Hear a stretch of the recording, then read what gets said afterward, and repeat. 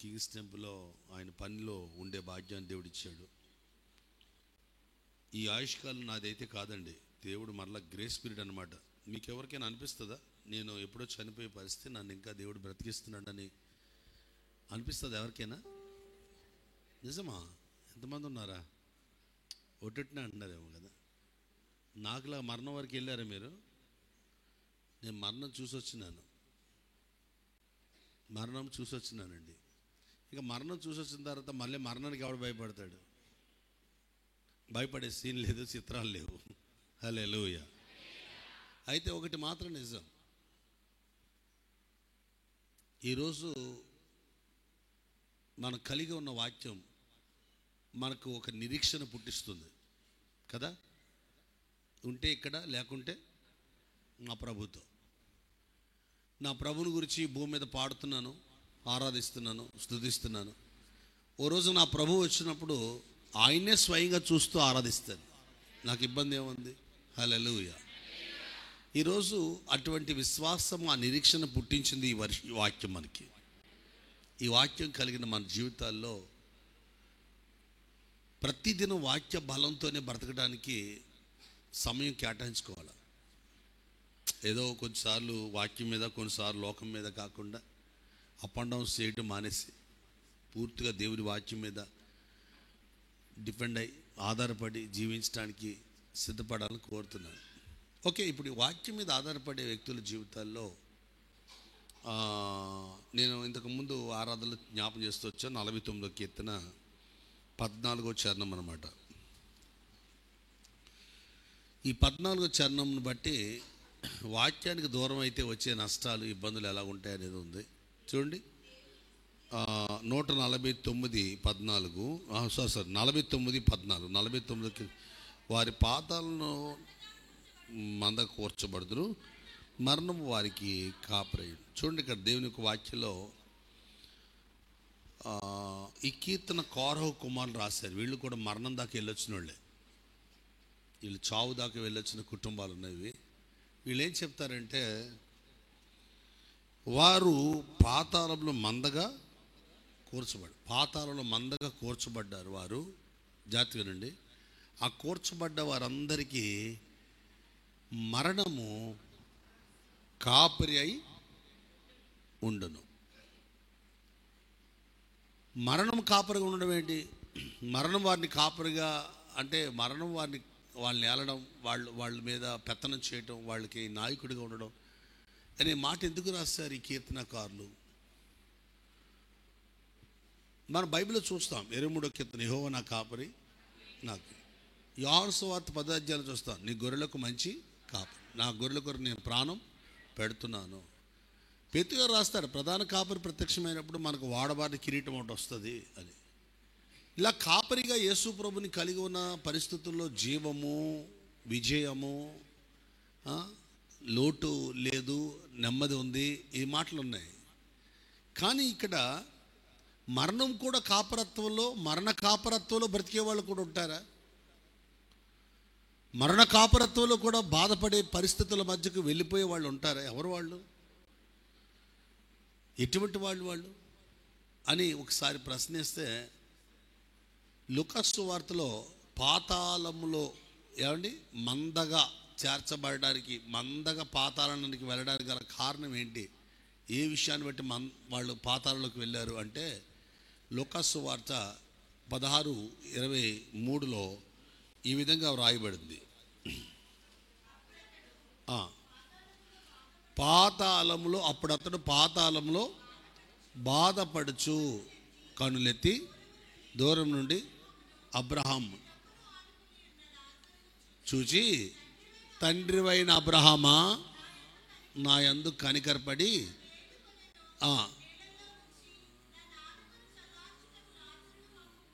చూడండి, ఇక్కడ ఒక ధనవంతుడు పాతాళంలో చేరి వేదన పడుతూ ప్రార్థన చేస్తూ ఏడుస్తున్న సందర్భం ఇది. ఎందుకురా ఏడుస్తున్నాడు ఇతను అంటే, పాతాళంలో పడ్డాడు. భూమి మీద బ్రతికినంత కాలం చాలా గొప్ప ధనవంతుడు, కుబేర కోటేశ్వరుడు, తను అనుకున్న బట్టలు కట్టుకునేవాడు, తను అనుకున్నట్టు జీవించినాడు, చాలా బాగుంది. కానీ చనిపోయిన తర్వాత, ఈ లోకాన్ని విడిచిన తర్వాత వాడు ఎక్కడికి వెళ్ళాడట? పాతాళంలోకి వెళ్ళిపోయినాడు.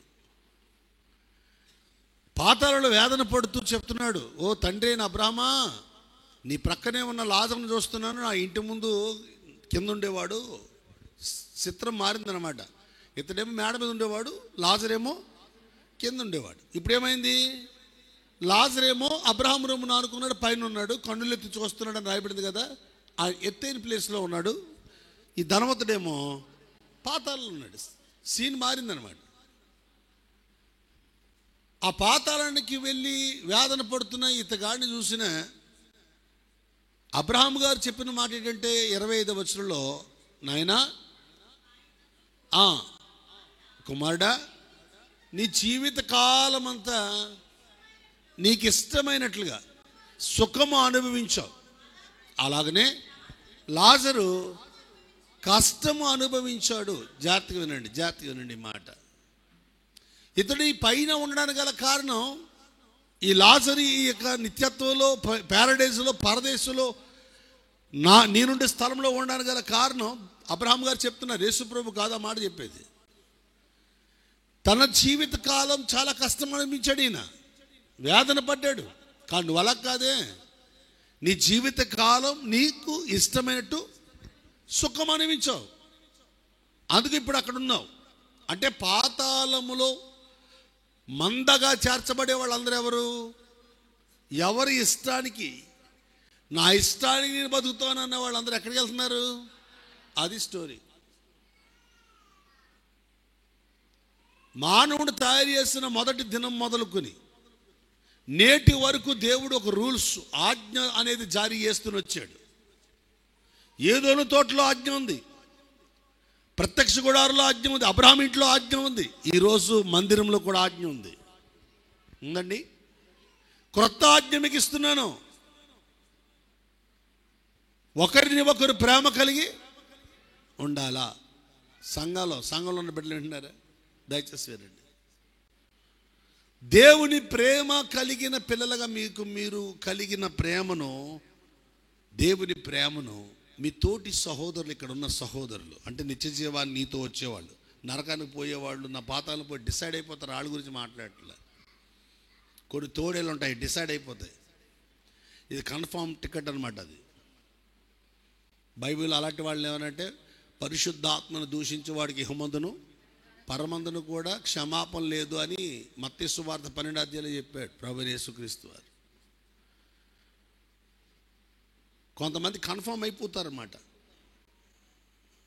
వాళ్ళ జాబితాతో కలవకుండా మన ఇష్టాన్ని నెరవేర్చుకునే స్థితిలో పరిగెత్తకుండా, దేవుని ఉద్దేశానికి, దేవుని ఆలోచనకు, చిత్తానికి, ఆయన ఆజ్ఞకు లోబడడానికి ఎవరైతే శిరస వహిస్తారో వారి జీవితాల్లో ఖచ్చితంగా ఆయన కాపరత్వంలో ఉంటారండి. లేదు నా ఇష్టాన్ని జీవిస్తాను, నా జీవితం నా ఇష్టం, ఎలాగుంటే ఏంటి? ఇప్పుడు సౌలు ఉన్నాడు, తన ఇష్టం వచ్చినట్టు ప్రవర్తించాడు. పాత నిబంధన సౌలు ఏం చేశాడండి? దావీదుని ఎన్నిసార్లు కొట్టడానికి ప్రయత్నం చేశాడు? దావీదు ఏమైనా చేశాడా? దావీదు పనిలో దావీదు ఉంటే గిట్టక బాణాలు ఎసరటం, బల్లాలు ఎసరటం, కత్తులు ఎసరటమే. కొంతమందికి ఆత్మీయుల మీద వేసే బాణాలు వాళ్ళ ఇష్టం అనుకుని వేస్తూ ఉంటారు. మనం వేస్తాం, వాడు పడాలి, వాడు తట్టుకోవాలి. నువ్వు నిజంగా అభిషక్తుడు అయితే, నువ్వు నిజంగా దేవుని బిడ్డవైతే ఎందుకు తట్టుకోవట్లేదు? ఓకే, గుడ్, మంచిది. దానివల్ల ఏదైనా ఫ్రూట్, ఫలం ఉంటే తట్టుకోవచ్చు. దానివల్ల ఉపయోగం ఉందా? ఇప్పుడు తట్టుకోవటం వల్ల ఏదైనా ఉపయోగం ఉందా? యోబుకు కలిగిన పరీక్షలు ఉన్నాయి, దానివల్ల ఉపయోగం ఉంది, తట్టుకున్నాడు యోబు కదా. అమ్మా, వ్యర్థమైన దానికి టైం వేస్ట్ దానికి ఎందుకు తట్టుకుంటారు? ప్రతి పనికిమాలి యొక్క మనస్తత్వాలకు ఎందుకు తట్టుకుంటారు? నేను ఇక్కడ చెప్పేది ఏంటంటే, టైం వేస్ట్ చేసుకోకుండా పరిశుద్ధాత్మ దేవుని కాపరత్వంలోకి వస్తే గనక వివేచన ఇస్తాడు. వివేచన, అందరూ చెప్పండి మాట, వివేచన లేకపోతే కష్టం. వివేచన లేని శూన్యం, వివేచన శూన్యమైన ప్రజలు ఎలా ఉంటారంటే, యోధ పత్రిక 10వ వచనంలో ఉంటుంది. వారికి తెలియని మనుషుల గురించి ఏం రాయబడింది అక్కడ? గ్రహింపని విషయాల గురించి ఉందాం అక్కడ. గ్రహింపని వాళ్ళకి అసలు ఏ గ్రహింపు ఉండదు. ఎక్కడో ఉంటాడు ఎవడో, ఎక్కడెక్కడో ఏమో ఎక్కడెక్కడో ఉంటుంది ఆమె. దాని గురించి అవునా అలాగంట, మోడీ గారు ఇలాగంట, చంద్రబాబు నాయుడు అలాగంట, వీళ్ళు ఇంట్లోకి వెళ్ళి చూసొచ్చినట్టు, భువనేశ్వర్ గారు ఇలాగంట, జగన్ గారు అలాగంట. ఏం మాట్లాడుతుంది? మీరు ఏమైనా చూసారా? చూసినట్టు కొంతమంది చూసినట్టు చెప్తారు కొంతమంది. కొన్నిసార్లు వాళ్ళకు అనిపించింది ఏదో ఎదటి వాళ్ళ మీద రుద్దడానికి ప్రయత్నం చేసే ప్రయత్నంలో దోషాన్ని తెచ్చిపెట్టుకునే వాళ్ళు ఉన్నారు. విస్తారమైన మాటలు ఏముంటుందండి? బైబిల్ చెప్తుందా నేను చెప్పానా? విస్తారమైన మాటలు అంటే ఇష్టం వచ్చినట్టే కదా, ఇష్టం వచ్చినట్టు మాట్లాడటం కదా, అది దోషము. ఇలాగ ఎవరి ఇష్టాన్ని వారు జీవిస్తున్న వాళ్ళు ఎవరైనా ఉంటే కనుక, నా ఇష్టం అండి, నా డబ్బు అండి, నా ఆలోచన అండి, నేను అలాగే అంటానండి, నేను అలాగే ఉంటానండి, నా ఇష్టం అని అంటే కనుక వాళ్ళు కాపరు ఎవరంట? మీకు అర్థమైంది? బాగా అర్థమైంది. అందరికీ అర్థమైందండి. మరణము కాపరిగా పెట్టుకున్న వాళ్ళు ఇచ్చ వచ్చినట్లుగా ఇష్టం వచ్చినట్లుగా ప్రవర్తిస్తారు. అలాగే ఎవరు ఇక్కడ ఎవరి పిల్లలు ఉండకూడదు. నేను ఎందుకు ఈ ఆరాధనలో ఏ వాక్యం చెప్పాలి ప్రభు అని అంటే, ఇక్కడ ఎవరి బిడ్డలందరికీ చెప్తున్నమాట, ఇక్కడ పెద్దవాళ్ళకి చెప్తున్నమాట, మీ స్వేచ్ఛ కోసం మీరు మీ యొక్క ఏమంటారు ఫ్రీడమ్ కోసం, నేను ఫ్రీడమ్గా ఉండాలా, నేను ఫ్రీ బర్డ్గా ఉండాలా అన్న ఫీలింగ్లో ఒకవేళ ఎవరైనా చెడు కార్యాలు, తప్పుడు కార్యాలు జీవితాల కోసం నీ పైన ఉన్న నీ తల్లి తండ్రి, నీ భర్త, నీ కుటుంబంలో ఉన్న నీ పెద్దలు మాట వినకుండా పారిపోతే కనుక నష్టం వాటెళ్తుంది. దానికి ఎగ్జాంపుల్ సంసోన్ తన ఇష్టం చేసుకున్నాడు, తల్లిదండ్రుల ఇష్టం చేశాడు. తన ఇష్టం ఆఖరికి ఏమైంది? చచ్చిపోవాలి బాబు అనిపించింది కదా, నరకం అనిపిస్తూ వచ్చాడు. బాబు నేను చచ్చిపోలేదు, నాకు బతకాలనిపించట్లేదు. న్యాయాధిపతుల గ్రంథం 16:16లో ఆ మాట నేను మర్చిపోలేను. 16:16 న్యాయాధిపతులు 16:16లో బ్రతకడం కంటే చావటం మేలు అనుకున్నాడంట. ఎవరి మాటలు విని? దెలీలా మాటలు విని. అక్కడ రాయబడింది, దెలీలా మాటికి ఆ మనిషిని హింసించడం వల్ల అతడు ప్రాణం చావగోరాడట. చూసారా? నేను చెప్పట్లేదు, ఆ మాటలు బైబిల్లో ఉంది. ఆ మాట ఎందుకని ఆ స్థితి తెచ్చుకున్నాడు? మరణం ఎందుకు అతన్ని అంటాడుతుంది? చావగోరననే మాట మరణమే కదా, ఆత్మహత్య చేసుకోవాలనే ప్రేరణ రావడం మరణమే కదా. అది ఎందుకు అతని మీద కాపరిగా పనిచేస్తుంది? ఈరోజు కొంతమంది బతకడం కానీ చచ్చిపోలిపెడుతుంది. పాస్టర్ గారు అయ్యా బతకాలనిపించట్లేదు బాబు, ఏంటో బాబు అని అంటున్నారా? అయితే ఈరోజు మీ జీవితంలో పనిచేస్తున్న ఆ పాపపు శాపపు కాడి విరిచివేయబడి యేసయ్యే కాపరిగా మీతో ఉండాలి. హల్లెలూయా. ఆయన కాపరత్వానికి మీరు రావాలి. అలా రావాలంటే మీ ఇష్టాన్ని కాదు, ప్రభు ఇష్టం ఏంటో తెలుసుకుని బ్రతకాలి.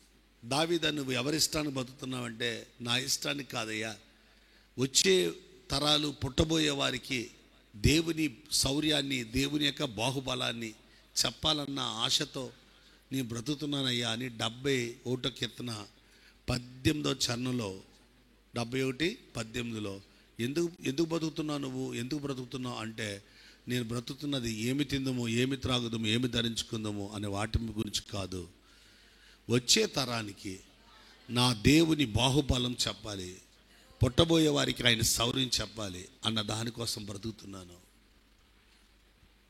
ఈరోజు ఎంతమంది జీవితంలో ఒక గోల్ కలిగి, నీ ప్రార్థనకు ఒక గోల్ ఉండాలి, నీ ఉపవాస దీక్షకు ఒక గోల్ ఉండాలి.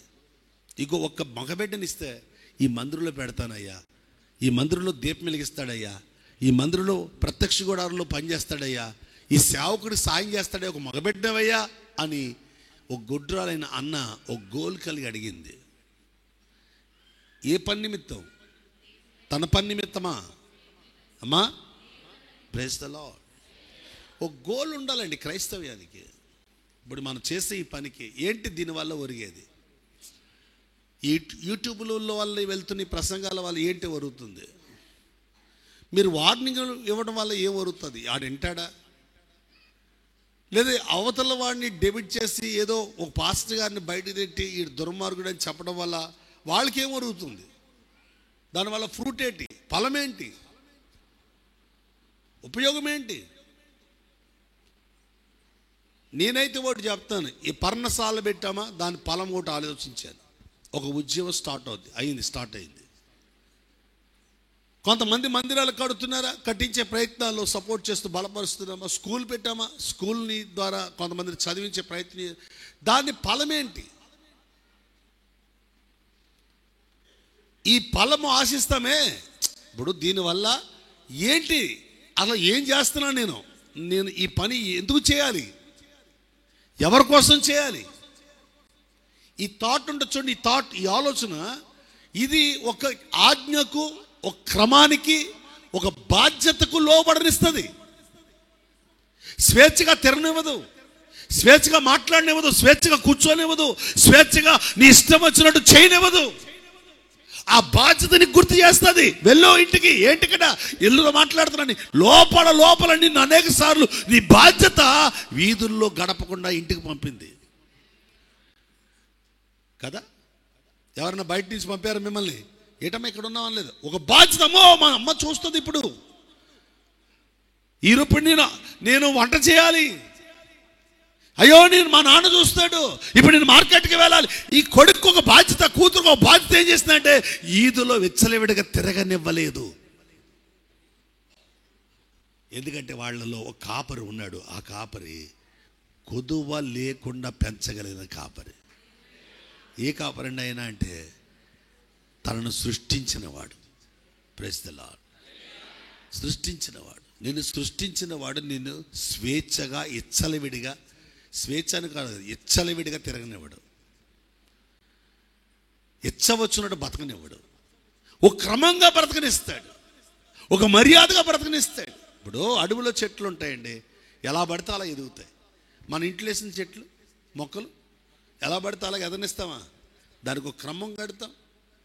అది వంకరగా వంగిపోతుందా, ఇంటికి వెళ్ళిపోతుందంటే కర్ర వేసి నిలబెడతాం. కొమ్మలు రెమ్మలకు వస్తాయి, మెలికలు తిరిగిందనుకోండి, దాన్ని కట్ చేస్తాం, అందంగా దానికి తీసుకువెళ్తాం. పార్కుల్లో మొక్కలు చూస్తుంటాను నేను. ఆయా సందర్భాలు పార్కులకు వెళ్ళినప్పుడు, చిన్నప్పుడు ఆ ప్రాంతాల్లో, కొన్ని ప్రాంతాలకు నేను వెళ్ళినప్పుడు, కొన్ని ప్రదేశాలకు వెళ్ళినప్పుడు సూపర్ అద్భుతంగా ఇంత బ్యూటీగా ఎలా ఉన్నాయంటే, దాన్ని ఒక క్రమపరిచే ఒక వ్యక్తి ఉంటాడు, దాన్ని కటింగ్ చేసే వ్యక్తి ఉంటాడు, దాన్ని నీళ్ళు పోస్తాడు, కటింగ్ చేస్తాడు. అదే అడవిలోకి పోండి, దాని బాధ్యత ఉండదు దానికి ఎలాగైనా. ఈరోజు నేను ఎందుకు ఈ మాట చెప్తున్నా అంటే, నా ప్రియ సహోదరులారా, మీ జీవితంలో మీ ఇష్టానుసారంగా, మీ స్వేచ్ఛగా మీరేదో మీ జీవితంలో చేసేయాలి, బతికేయాలి. నన్ను కూర్చుంటే తిడుతున్నాడు, నిలబడితే తిడుతున్నాడు, అబ్బో ఇలాగా అలాగా, వీళ్ళతో బాధపడలేకపోతున్నాను, నాన్నతో వీళ్ళతో ఇబ్బంది పడిపోతున్నా అంటే, నువ్వు కాపరిని ఎవరిని పెట్టుకుంటున్నావు అని లెక్క తెలుసా? మరణమును కాపరికి పెట్టుకున్నావు. అందుకే స్వేచ్ఛ కోరుకుంటున్నావు, విచ్చలవిడితనం కోరుకుంటున్నావు. నేను వచ్చిన ఎగ్జాంపుల్ చెప్తాను. మా నాన్నగారు ఉన్నారు ఇక్కడ. ఆయనకి నేను లోబడడం, ఆయన్ని సేవ చేయడం, ఆయన నేను పట్టించుకోవడం చూడబట్టే కదా నా కొడుకు నన్ను పట్టించుకుంటున్నాడు. చెప్పండి, చెప్పాలి మాట. నేను మా నాన్నగారికి లోబడకుండా, మా నాన్నగారిని పట్టించుకోకపోతే నా కొడుకు నాకు లోబడతాడా? అమ్మా అర్థమవుతుంది మీకు? యథా రాజా. ఇప్పుడు నువ్వేమో మీ నాన్నగారికి, మీ అమ్మగారికి లోబడకుండా, రే నాకు లోబడవే, ఇది ఎప్పుడు మాట్లాడో లోపల అనుకుంటారు. మీ అమ్మ నువ్వు విన్నావేటి, మీ నాన్న మాట నువ్వు విన్నావు లోపల అనుకుంటారు. మీ పిల్లలు పైకి చెప్పరు, అమ్మో శంకినీళ్ళు. తర్వాత ఇంటికి వెళ్ళి అడగండి వాళ్ళని, ఇలాగ అన్నారేట అన్నయ్య గారు, నిజమా అని అడగండి. చెప్తే కొట్టరు కదా అంటారు వాళ్ళు. నిజమే చెప్పినారు. హల్లెలూయా. మనము మన జీవితంలో మన ప్రవర్తనను బట్టి, మన పలకరింపులు బట్టి మారండి, మన ప్రవర్తన బట్టి మారుతారు. మన పలకరింపులు ఒక 25% మార్చొచ్చేమో కానీ మన ప్రవర్తన 75% మారుస్తుంది. కాబట్టి మన ప్రవర్తన ఒక రూల్స్, ఒక పద్ధతి నువ్వే పెట్టుకోవాలి. ఎవరు ఆత్మీయ ఎదగాలనుకుంటున్నారో వాళ్ళు ఏం చేయాలి తెలుసా? మీరే నీ పొద్దున్నే లేవాలి, ప్రార్థన చేసుకోవాలి, బైబిల్ చదువుకోవాలి. కొంతమంది అలా కాదు, అమ్మో ఇప్పుడు 10th క్లాస్ ఎగ్జామ్ అయిపోతాయి కానీ పొద్దున్నే లేపేస్తుంది మా టీచరు, మా అమ్మని లేపేస్తుంది ఇక్కడ. వాళ్ళేమో పొద్దున్నే 5 గంటలకు ఫోన్ చేస్తున్నారు ఇంటికాడ, వీళ్ళేమో వీడియో కాల్ పెట్టాలి, మెసేజ్ పెట్టాలి, ఇదో రూల్ ఉంటుంది అనమాట. ఎప్పుడు వదిలిపోద్ది దరిద్రం, మార్చి ఎప్పుడు వస్తుందో, ఈ ఎగ్జామ్ ఎప్పుడైపోతాయో. కొంతమంది పిల్లలు చూడండి ఎంత చిరాకు పడిపోతారో, ఎందుకంటే పొద్దున్నే లేవకుండా ఎప్పుడు ఎగ్జామ్స్ అంతా అయిపోయిన తర్వాత పేపర్లన్నీ చింపేసి అట్లా ఎగరేసి కొంతమంది అమ్మయ్య అయ్యి బాబా సూపరం 2 రోజులు పడుకుంటాను అనుకుంటారు. నిజంగా పడుకోరు వాళ్ళు, సెల్ ఫోన్తో ఆటలు ఆడుతూ ఉంటారు. మీ ఫేస్ సెంటర్ ట్రైనింగ్ అయినప్పుడు అండి మాకు సుమారు దగ్గర 10 నెలలు ట్రైనింగ్ ఇచ్చారు. 2 నెలలు మాకు 3 నెలలు కాస్త ఫీల్డ్ వర్క్ నేర్పారు అన్నమాట. ఫీల్డ్ వర్క్ పంపారు. వాళ్ళు ఒక మాట చెప్పారు, మీరు ట్రైనింగ్ అవుతూ వెళ్తున్నారు కానీ ఈ ట్రైనింగ్ అయిన తర్వాత ఇక్కడ మేము ఉదయం 5 గంటలు లేపుతున్నాం, మీరు లెగుస్తున్నారు, వర్షిప్ చేస్తున్నారు, ప్రార్థనలు చేసుకుంటున్నారు, అన్నీ బాగానే ఉన్నాయి. తర్వాత మీరు మీ ఇళ్ళకి వెళ్ళిపోతారు. మీరు ఇక నిద్రపోవటం కోసం ఎప్పుడు సౌఖ్యంగా ఉంటుందరా, మా ఇంటికి ఎప్పుడు పోతాను, ఎప్పుడు నిద్రపోతాను, ఇక్కడ ఏం తినేస్తున్నాడు, వాళ్ళని పొద్దున్నే లేపేస్తున్నాడు మా ప్రిన్సిపాల్ గారు, మా డీను అని అనుకుంటున్నారు. ఎవడైతే తన యొక్క జీవితంలో ఈ ఫేస్ సెంటర్ నుంచి ఇంటికి వెళ్ళిన తర్వాత తనను తాను కట్టుకుంటాడో, ఒక ఆజ్ఞ తన మీద తానే జారీ చేసుకుంటాడో, నేను ఉదయం 5 గంటలకే లేవాలి, ప్రార్థన చేసుకోవాలి, బైబిల్ చదువుకో, వారి సేవ ఎప్పటికీ ఎదుగుతుంది. వారి సేవ ఎప్పటికీ ఎదుగుతుంది. అది నా మైండ్లో ఉండిపోయింది. వచ్చాను, నేను టైం టేబుల్ చేసుకున్నాను. నేను నా యొక్క ఇంట్లో, అది తడికిల ఇల్లు అండి, తడికిల ఇల్లు, ఒక పాక, దాంట్లో అంటించుకున్నాను. ఉదయం 5 గంటలకి లేవాలి, ప్రార్థన చేసుకోవాలి. తర్వాత అవన్నీ నాకున్న ఈ చర్చి అన్నీ అక్కడైతే డార్మెంటరీ అన్నీ, క్లాస్ రూమ్స్ ఏమండి, డైనింగ్ హాలు, అక్కడ ఉన్న హాలు, క్యాంపస్ అన్నీ శుభ్రం చేయడానికి డ్యూటీలు వేస్తారు. నేనైతే చర్చి శుభ్రం చేయాలని డ్యూటీలు వేసుకుని నేనే, వాష్రూమ్స్ శుభ్రం చేయాలి డ్యూటీలు వేసుకున్నాను. నాకు నేనే మళ్ళీ స్నానం చేసి వెంటనే ఒక చిన్న ఆఫీస్ పెట్టుకున్నాను. ఎదరో పాక ఉండేది. ఆ పాకలో ఫొటోస్ ఉంటాయి, బుజ్జక దగ్గర ఉంటాయి అనుకుంటా, నా ఇక రూమ్లో కూడా ఉంటాయి. ఆ పాకలో ఒక ఆఫీస్ పెట్టుకున్నాను. ఇప్పుడు ఈ యొక్క 8 to 9 ఆఫీస్లో కూర్చోవాలి, 9 to 12 వరకు విజిటింగ్కి, బయట గృహకూటాలు కానీ ఏదైనా పరిచయం ఉంటే, ప్రార్థన ఉంటే, విజిట్లు ఉంటే వెళ్ళి రావాలి. 12 అనగా లంచ్ అవర్ టైంలో ఎక్కడా ఉండకూడదు, ఎవరు భోజనం పెడతారని తినకూడదు, ఇంటికి వచ్చేయాలి. మరలా మధ్యాహ్నం 2 గంటల వరకు భోజనం చేసి కాస్త జస్ట్ కూర్చుని బైబిల్ డివోషన్ ధ్యానం చేసుకుని 2 గంటల నుండి 4 గంటల వరకు గృహకూటం, ఎక్కడో చోట 2 లేదా 1 గృహకూటాలు పెట్టాలి. 1 hour 1 hour, 2 నుండి 3 గంటల ఒకటి, 3 గంటల నుండి 4 గంటల ఒకటి, లేదా 2:30 నుండి 3:30 వరకు ఓ మీటింగ్ పెట్టి విజిట్ చేసి మరలా 4-5 లోపల ఇంటికి వచ్చేయాలి. మరలా రాత్రి 7 గంటల నుండి కూడికి ఏర్పాటు చేయాలి. అప్పుడు ఎలా ఉంటుందంటే మండపేట పరిస్థితి, రాత్రి 11 గంటలకు 10 గంటలకి వాక్యం ఇచ్చేవాళ్ళు అన్నమాట. వాక్యం చెప్పడానికి వాక్యం ఎన్ని గంటలకి, 11 లేదా 12 గంటలకు కూడా ఇచ్చేవాళ్ళు అన్నమాట, అందరూ నిద్రపోయే టైంలో. అలా కాకుండా 7 గంటలకి మీటింగ్ స్టార్ట్ చేయాలి. మీటింగ్లో ఒక 5 పాటలు పాడారా, ఓకే, డ్రమ్ వాయించే. ఇప్పుడు కీబోర్డులు ప్యాడ్లు అవి లేవు అప్పుడు కదా, ఏమున్నాయి, డ్రమ్ములు, కాయలు, కంజర్లు, అవన్నీ వాయిస్తూ అందరూ నిలబడి ప్రార్థన పాటలు పాడుతూ ఒక 5 పాటలు పాడి ప్రార్థన పరకు బైబిల్ చదివి దేవుని యొక్క వాక్యం ఎవరైనా గ్రీటింగ్స్ చెప్తే చెప్పి అట్లీస్ట్ 9:30కి మీటింగ్ అయిపోవాలి. ఎన్ని గంటలకి? ఏంట్రా ప్రసాద్ పాలు 9:30 ముగించేస్తున్నాడు కూటం, అప్పుడే వింటారు వాక్యం. 10 లోపల మీటింగ్ మొత్తం క్లోజ్ చేసి ఇంటికి వచ్చేయాలి. ఇది మా డ్యూటీ. ఎవడైనా నాకు ఆజ్ఞ ఇచ్చాడు ఎలా చేయమని చెప్పండి? నాకేమైనా మిషన్ వాళ్ళు నేర్పారా? వాళ్ళైనా నా మీద పెత్తనం చేస్తారా? బైబిల్ అందుకే చెప్తుంది, స్వేచ్ఛానుసారంగా ఉండకూడదు వారు లెస్ అయిన జ్ఞానానికి విరోధి. నాకు నేనుగా ఓరుగా సేవ చేస్తాను, అలా కాదు. నాకు ఎవరు పెత్తనం చేయలేదు అనేటట్లు ఉండకూడదు. మన పైన ఎవరో ఒకరిని పెత్తనదారిని మనం పెట్టుకోవాలి. పరిశుద్ధాత్ముడి పెత్తనదారి, వాక్యం పెత్తనదారి, విన్నారా? నా తండ్రి పెత్తనదారి, నా తల్లి పెత్తనదారి. ఈ సందర్భంలో నేను చెప్పవలసి వస్తే కనుక కొన్నిసార్లు సుధమ్మని అడగండి అంటాను, ఆ టయానికి ఆవిడ పెత్తనదారి. నా కొడుకుని అడగండి, ఆయన పెత్తనదారి. ఇక్కడ వయసుతో పని కాదు, ఈ పని నేనే చేసేస్తాను అనకుండా నీవు కొంతమంది పెత్తనదారులకు, అంటే ఆత్మీయంగా ఈ పనికి ఎవరు నిపుణులో, ఎవరు యోగ్యులో వాళ్ళ బాధ్యతకు నువ్వు కూడా వెళ్ళిపోవాలి కిందకి, చేతి కిందకి. అప్పుడు నువ్వు ఎదుగుతావు. లేదు లేదు ఆవిడే ఏలబడి చేయాలా, సుధమ్మ ఎంత, డేవిడ్ పాల్ ఎంత, ఆ ప్రిన్సీ ఎంత, ఆ చిన్నపిల్లల వాళ్ళు మీ పెద్ద తెలుసు కాదండి. ఎంత తెలిసినా నీవు నిజంగా యేసయ్యను కాపరిగా పెట్టుకుంటే నీ చిన్నవాడైనా పెద్దవాడైనా ఆ వ్యక్తుల యొక్క నడిపింపులో పరిశుద్ధాత్మ నడిపింపు జోడించబడిందని తెలిసినప్పుడు నువ్వు కూడా వాళ్ళ చేతి కిందకి వెళ్ళాలా? నా భాష అర్థమవుతుందా? అర్థమవట్లేదు. డేట్ వాళ్ళు ఆరాధన చేసినంత వరకు కూర్చో అలాగుండు ఇలాగుండు అనేవాడిని. ఇప్పుడు దేవుడి వాళ్ళు ఆరాధన చేయటం వచ్చిన తర్వాత నడిపించమ్మా, చేయి, చూసుకో. సభ కూడా ఏం చేశాను, మన పర్ణశాల కూడా ఆయనకే ఆయన పెత్తనమేంటి అని అనకూడదు. పరిశుద్ధాత్మ దేవుడు ఎవరిని ఏ టైం వాడుకుంటే ఆ పెత్తనానికి నువ్వు ఎంత సీనియర్ అయినా జీరో అయిపోవాలి, నోటర్ అయిపోవాలి. సీనియర్టీ కాదు అక్కడ, దేవుని ఆత్మ పెత్తనానికి అప్పగించుకో. Praise the Lord. చూడండి, కొన్నిసార్లు దేవుడే స్వయంగా చెప్తూ ఉంటాడు కొన్ని పరిస్థితులకి. అబ్రహమా, నీ భార్యని శారా చెప్పినట్టు చేసే అన్నాడు ఆయన. కొన్ని సందర్భాల్లో అలాంటివి వాడతాడు మరి ప్రభు. ఎల్లకాలం అబ్రహాం గారి పెత్తనం అంటే అవ్వదు మరి. ఎందుకు ఇలా చేయాలి, ఎందుకు ఇలా చేయకూడదు, ఏంటి ఇలా చేస్తున్నాను, నా జీవితం ఏంటి అని స్వేచ్ఛగా తన సొంత ఆలోచనతో తన సొంత పెత్తనంతో అబ్రహాం బతకలేదండి. అందుకే అబ్రహాం విశ్వాసులు తండ్రి అయ్యాడు. దావీదు అలా బతకలేదండి. అందుకని దావీదు మనందరికీ ఒక మార్గదర్శి అయ్యాడు. మీరు బైబిల్లో చూడండి దేని బిడ్డలారా. ఈరోజు ఎవరైనా స్వేచ్ఛగా నాకు నేనుగా ఏదో చేయాలి అనుకుంటే తప్పండి. దేవుని ఆత్మకు లోబడండి, దేవుని వాక్యానికి లోబడండి.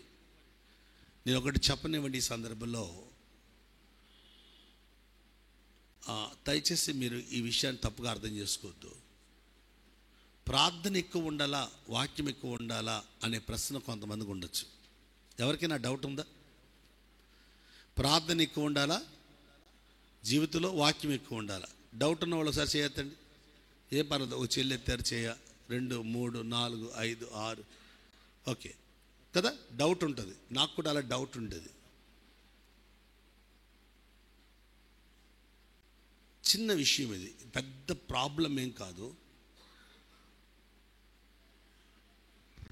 మీరు బైబిల్ పట్టుకుని గంటలు గంటలు చదవడం కంటే గంటలు గంటలు ప్రార్థన చేయడం మంచిది.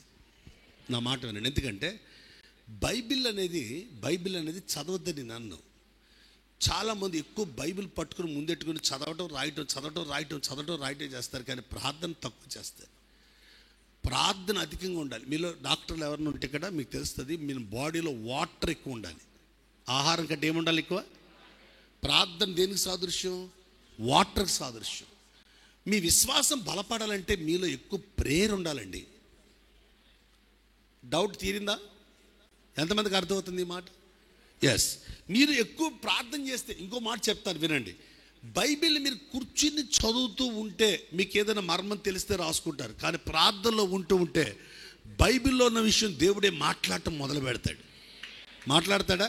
మీరు బైబిల్ చదువుతుంటే ఈ మాట దేవుడు నాతో చెప్పాడు కదా అనిపిస్తుంది. అందుకని క్రైస్తవ కుటుంబాలు ఎక్కువ ప్రేయర్ ప్రేయర్ ప్రేయర్ ప్రేయర్, ప్రార్థన ప్రార్థన ప్రార్థన. ఎందుకు ఈ ప్రార్థన? పరిశుద్ధాత్ముడు నీతో పనిచేయటానికి.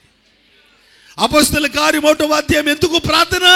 పరిశుద్ధాత్మను మీ జీవితంలో కలిగి ఉండడానికి.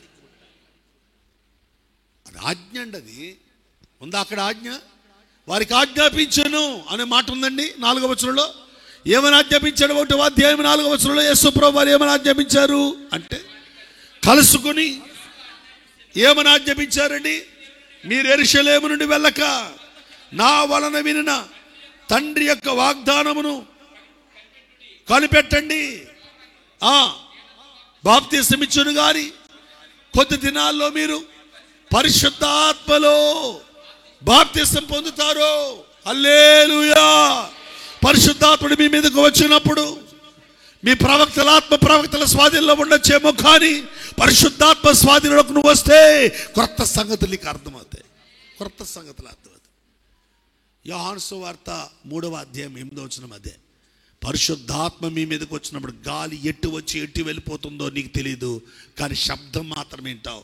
అలాగే పరిశుద్ధాత్ముడి నీలోకి వచ్చినప్పుడు ఆయన చేసే కార్యాలు, క్రియలు మాత్రమే కనపడతాయి, కానీ ఆయన ఎలా నిన్ను వాడుకుంటాడో దానికి అంచనా వేయలేవు.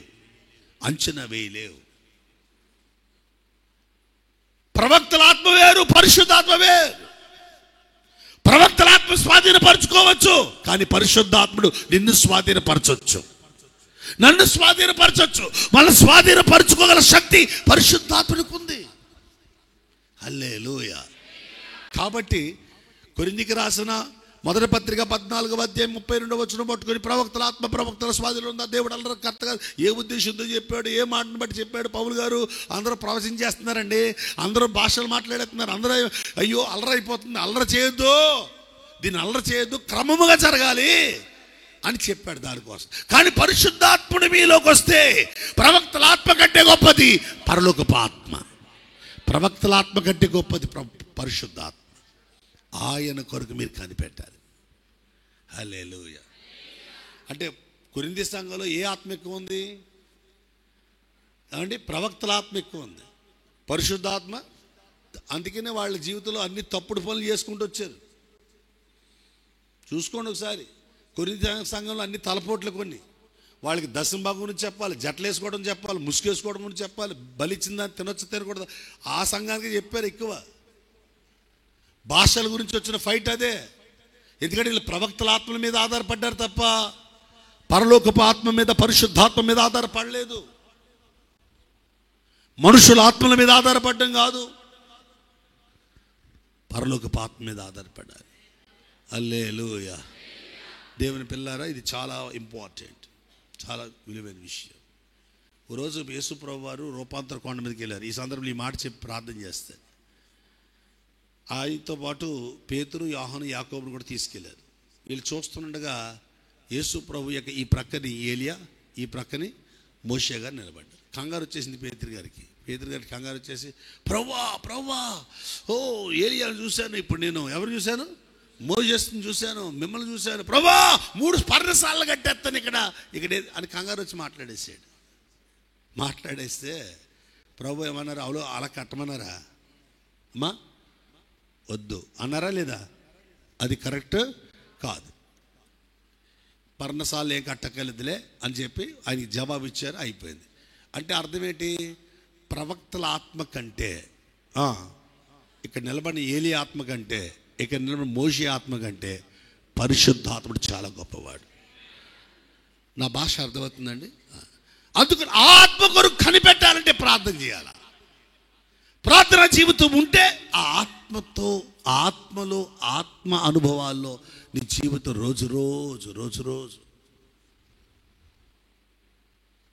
నేను అంటాను, పరిశుద్ధాత్మ కార్యాల్లో థియరీలు అంటే ఇది పద్ధతి అని ఒక ఏమంటారు, అది గ్రంథాలు రాయటం వల్ల జరగదండి, దానికి పరిమితం కాదండి. పరిశుద్ధాత్మ గురించి ఇలాగుంటుంది, అలాగుంటాడు, అలా అని రాయటం అది అనుభవించిన వాడికి అర్థమవుతుంది.